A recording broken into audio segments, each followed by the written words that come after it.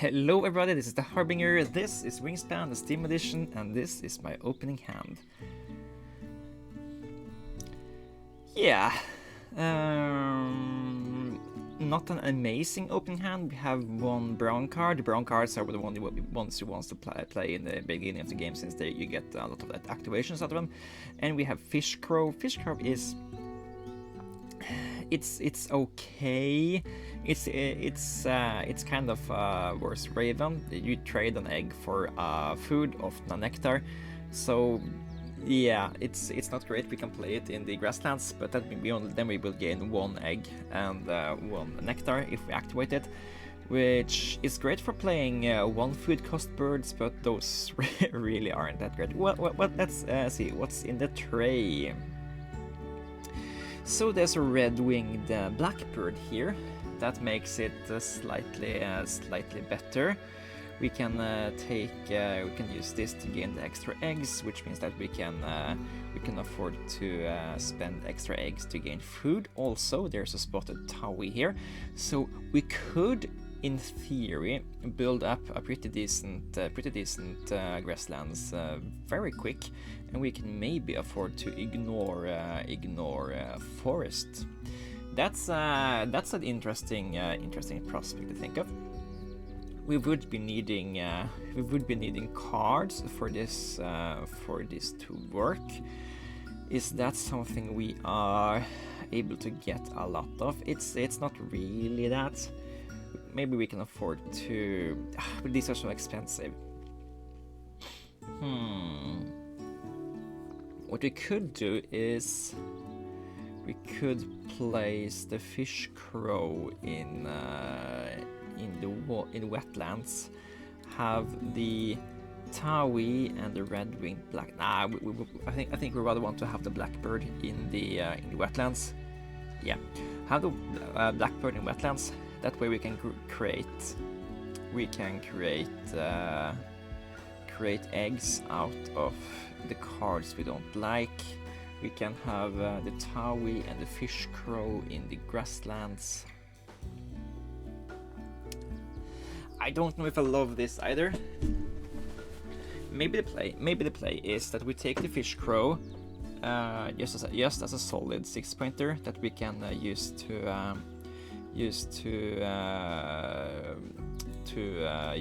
utilize eggs as food sometimes. Put a spotted Taui in the forest where it belongs, and we can put the red-winged blackbird in the wetlands and just have a game from there. I think that's just as good as a game plan as anything else here. Yeah, take some foods for that.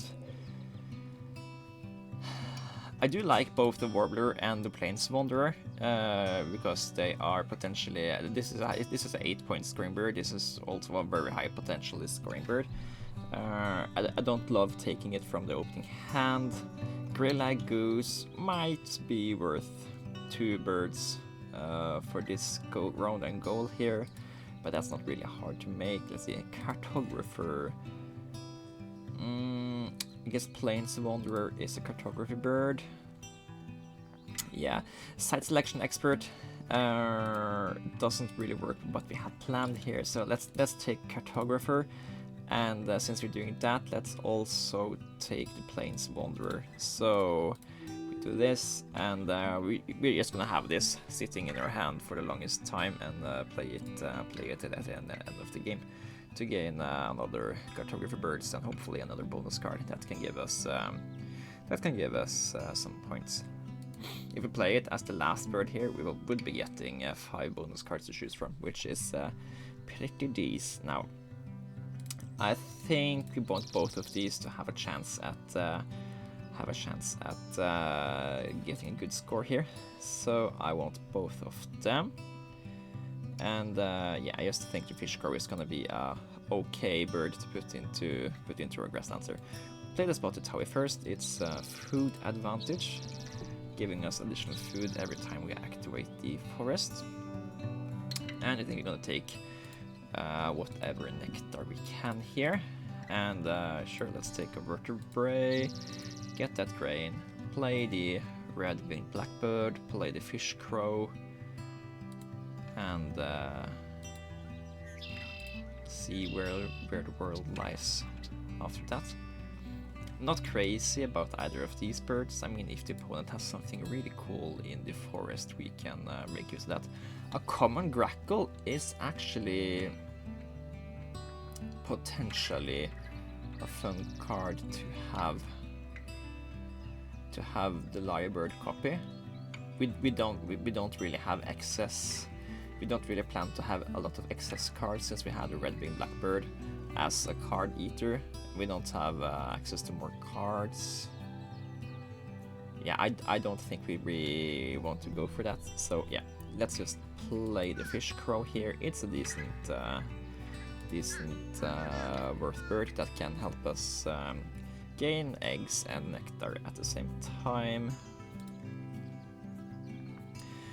Great horned owl is a good 8-pointer. There isn't really that many birds that help us with a lot of these things anyway, so we don't really need to worry too much about this. I would be loving to have a few of the birds we want to play for this already around though. So yeah, I think I kind of want to pick up the Grand Horned Owl just because it's an 8-pointer that we can just know where we want to spend our nectars to. So let's take that. Bell's Rero is a nice bird to get another bonus card we can start worrying about. Then the question is, what do we tuck? Let's hold off on picking that. And ooh, Stubble Quail. Yeah. So this eats food and lays eggs. This eats eggs and lays food. It's kinda a cute way to translate food we don't want into nectar, but yeah, I think we're gonna tuck that to gain an egg just now instead. Keep these two guys around. And if we take food so we can play the Bell's Rero, we're gonna have 4 birds with no eggs at the end of the round. I think that's a decent plan here. Gain additional grains.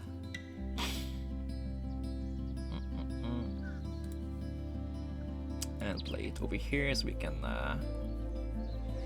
Where do we play it actually? We can play it over here so we can get additional eggs every time we lay eggs.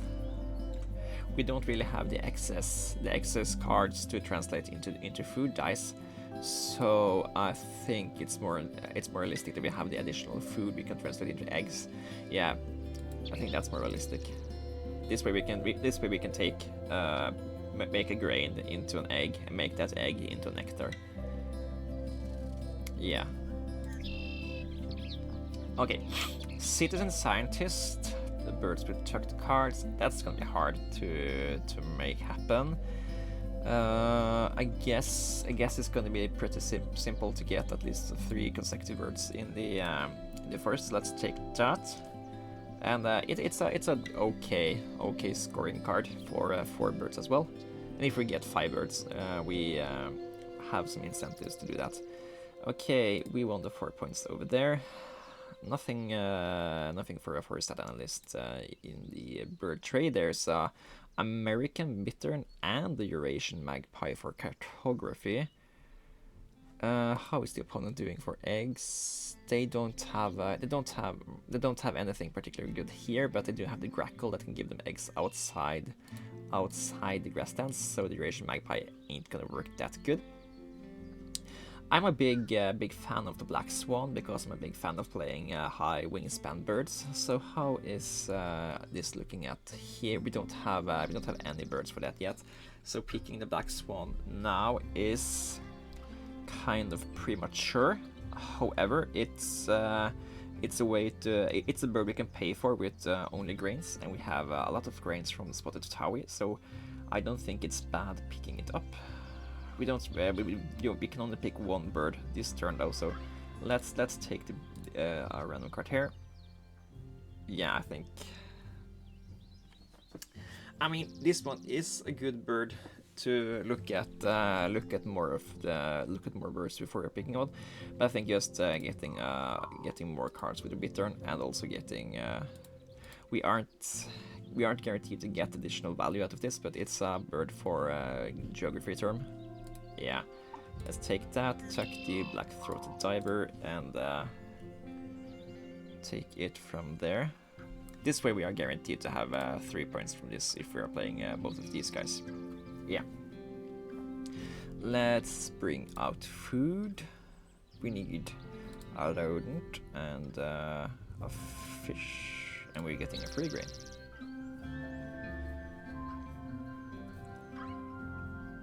And when we get up here, we can also tuck the spend the eggs from the red-winged blackbirds in the future to gain a third card, which is great.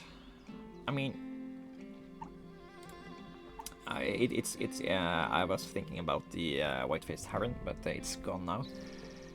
It's a decent bird, but also letting the opponent pick birds they want to play in the wetlands is a good deal for us, since we can get additional cards for that in the future. So since that's actually on the table, we could... I want a black swan though, but maybe we shouldn't want to play more birds there. Yeah, that's a thing. We should also be looking for consecutive birds. Yeah, we need to draw more birds. The titmouse is the wrong way for wingspans, so that's a possible tuck here. Rough. I guess let's not let the opponent take a free card. I guess the titmouse is a tuck here. And if we... it's hard for us to have those excess 3 cards available for tucking at the end of round, but I think it's gonna be worth if we get there. So let's try to make that happen. Let's spend that red-winged blackbird egg. Take 3 cards here. Sandhill Crane. Now this is a really powerful card for us here. It eats the extra grains from the spotted Towie and gives us 2 points every turn. We want to slam that into the grasslands before we are doing our end of game span, which is really cool. Yeah, that makes me also actually wonder about playing the hawkfinch here. It's a larger bird for the forest data analysts, which is also great. Yeah, yeah, that's great. Okay, opponent has not yet played that bird, so let's skip this power. And I think we tuck the little pied cormorant for now. I think we ignore the rough. The rough is gonna be good if we spend a lot of energy making him happen. Then we also have to keep cards on hand. We kind of want to play these birds. There isn't that many turns left. Maybe we only get value out of him at the 2 last rounds. That means we're getting 6 points value extra out of him, and yeah, that's not really worth. Let's just have him as a tucking fodder or something in the future. Play the hawkfinch instead. This way we are getting more food advantage, which is really good, especially since we can turn that food advantage into Sandhill Crane points. And yeah, we want another bird here, then we want to play the Plains Wanderer and just activate the activate this habitat a lot. Yeah, let's actually lay some eggs here. Just because 3 eggs can win us this round and goal easily. So burp, burp, burp. And don't discard.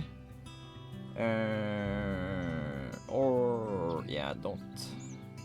I mean, we already know we have won it. But what are we trying to? Yeah, let's don't skip it. I mean, skip it. We don't need it. We are we're easily gaining more grains than we are gaining eggs.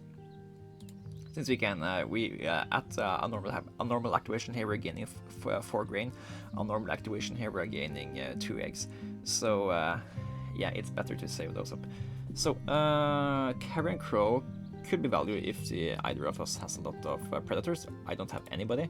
I don't think the opponent has one either. Okay, they played 2 predators here, so that's two predators. So currently this bird is worth 2, 4, 7 points. One more predator played by our opponent, and that's a 2 food 9 pointer. I like those odds. We can even use another egg. So yeah, let's activate here, take the carrion crow and just have it as an option. Of course, you can attach. It's the wrong way for the forest data analyst though. But yeah, let's also eat another egg here. Let's see. Woodstork is a great another bonus card. Let's not give that to the opponent for free without cause. And yeah, eat the rough fate can be played this game here, and it's totally fine. Tui! Oh, Tui. I think the opponent had quite a good, yeah. So, activating the common grackle could be cool, but I think we're gonna do it for the Great Horned Owl, just because we don't spend resources gaining points from this. So, is it worth picking up and playing the Tui? Kind of not. We kind of need this stuff we want to play for. We kind of need the remaining turns to play 3 to get food and play 3 birds in the grasslands and then activate it a lot. We currently have 15 egg spaces. And I guess Fish Crow can keep Sandal Crane fed if we run out of grains. That's a thing. So we have 15 egg spaces, 16, 17, 18, 21 egg spaces. We're going to spend 5 eggs, so we kind of have more. We kind of have 23, gain 4 eggs a turn. We can lay eggs 4 turns and just activate a lot of stuff. We can actually do that even more, because Fish Crow can eat eggs to turn into Sandhill Crane stuff.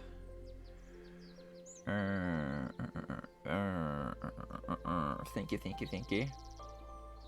Yeah, I think we want the Carrion Crow. I think we want the Sandhill Crane. I think we want the Plains Wanderer, and yeah, let's take it from there.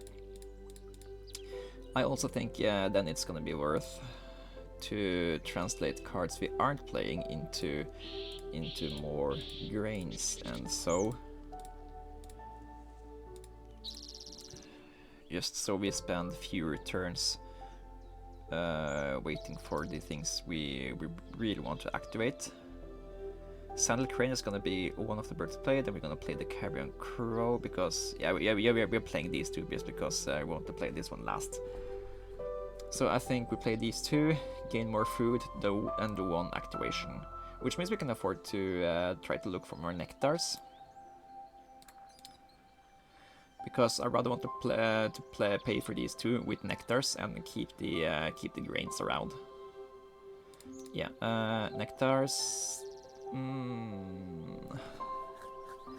we want to play the Woodstork? I don't know.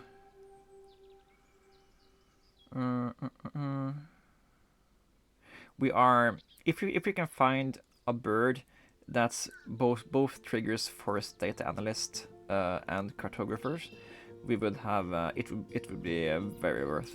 We should pay attention to that. Neither of these do it, so yeah.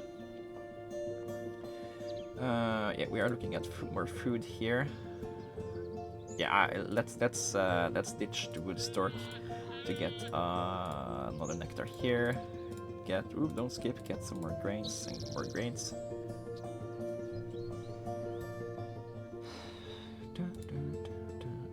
So this is a bird which we are paying for with nectar.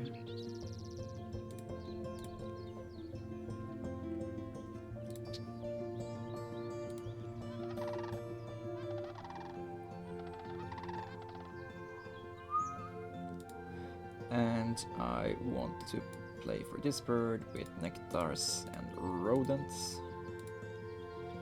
First check here, nothing new in the bird feeder. Take these eggs.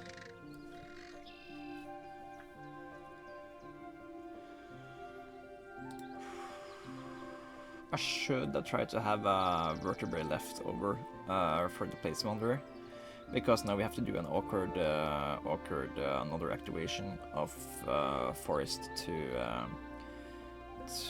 get away with playing this without spending a lot of unnecessary grains here. It's no worry. We can we need more eggs anyway, so we can activate the fish crow and get a nectar from there. Yeah, okay. I'm not worried anymore. Actually, we should probably do that now. Do we spend an additional grain here? I think we do. Let's see, fill up these guys. Then we discard that. Eat one egg to gain a vertebrae, not a nectar this time. This way you can play this immediately next turn and do 4 activations. Opponent gave us 3 points from that. Awesome. This is gonna be a 9-pointer at least. And give us access to all the good stuffs over here.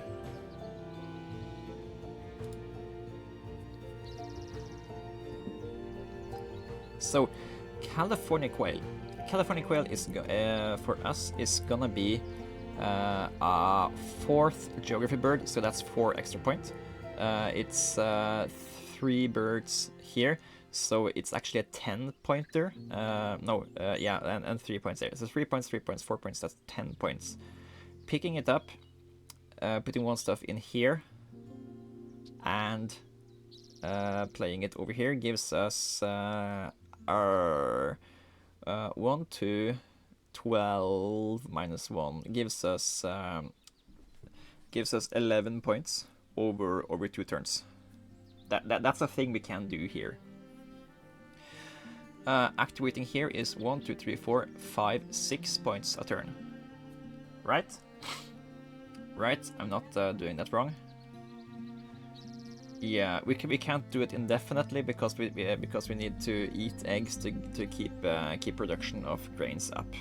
So it's net 1, 2, 3, 4, 5 points a turn. So actually, picking up the California quail, playing it, and then doing this thing over here is better. Awesome. How is our opponent doing for card? We can actually also afford to activate American Bittern here. Yeah. Coolio. Let's do this here. Silver Eye. Not worth. Everybody draws another bird. Eastern Roselia. That is possibly a better play than a California quail, right? Yeah, they have the same perks. It's worth 1 more point. Slightly harder to play, but I guess we can turn eggs into nectars in the fish crow, and yeah, that way we also gain nectars into the forest, which we kinda also should be doing. Yeah, awesome. Okay, took the silvery eye. Okay, I'm happy about how this seems to be turning out here. So we need to play the Plains Wanderer.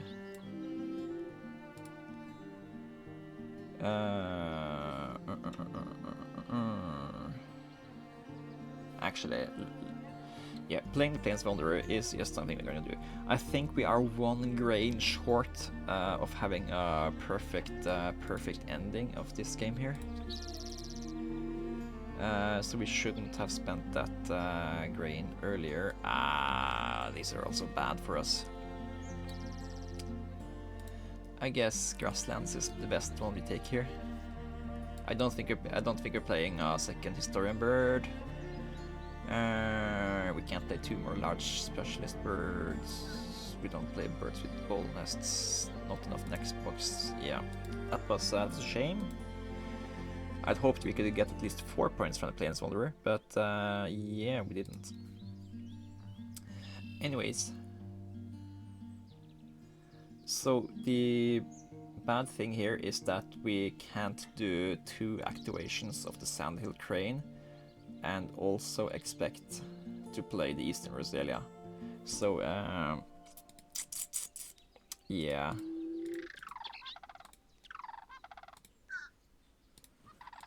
And I think it's I think it's important to get this guy played.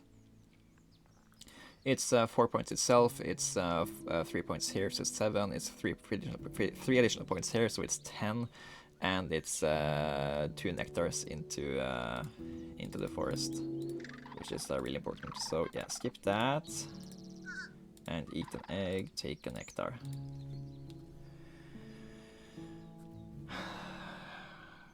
Puzzling out the final turns is just a really important thing to get in the habit of doing, because it's what's gonna in a 5-point margin game. It's puzzling out these kind of things that gives you that 5-point edge, and also having a card left in hand for the last round and goal is also pretty nice here. We didn't get that awesome grasslands habitat activation things that I was hoping for. Fish Crow didn't really matter this much in this game, but it was decent. Don't skip Akino. But yeah, I'm still okay with picking it in the early game.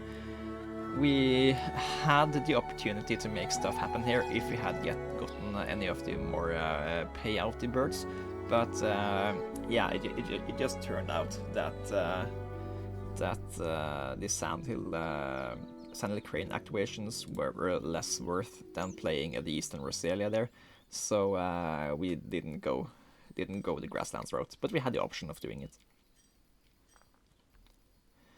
Maybe it was wrong to play the Grain Getter in the forest. Maybe we should have played the Grain Getter in the grasslands instead. That way we would have had a self-sustaining 4 egg 2 tuck thing going on there, instead of having to eat an egg to get that grain. We could have had the Fish Crow in the forest instead. That's the thing we kind of did wrong there.